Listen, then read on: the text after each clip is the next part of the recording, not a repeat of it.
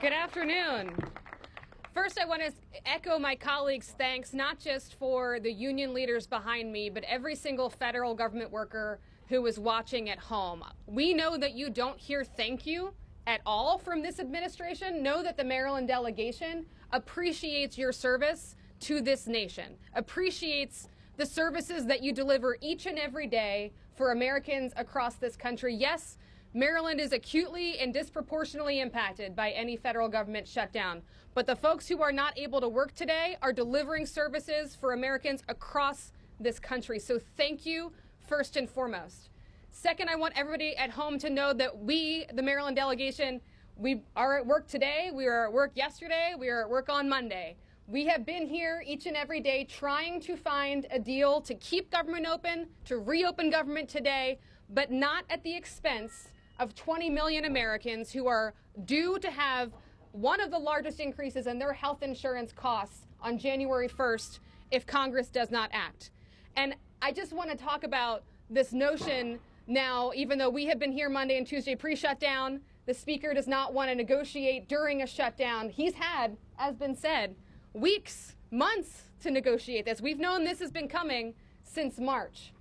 And so we cannot do this at the expense of folks who are going to wake up on January 1st, in Maryland at least, with a 13% on average increase for their health insurance. And we all know how important that is, especially in the midst of the affordability crisis too many of our constituents are experiencing, not just in healthcare, but as has been said, at the grocery store, when you open up your BG&E bill every month, when you try to find childcare for your family so you can keep in the workforce. This is an affordability crisis, and 271 days into this Congress, we have yet to address it head on.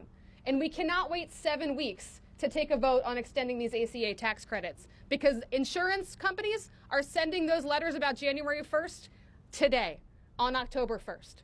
We have to act, and that's what we are standing for. Now, everybody here was elected to do something. We were elected to make the lives of our constituents and Marylanders and Americans better. But they also elected not to leave anybody behind when we didn't have to.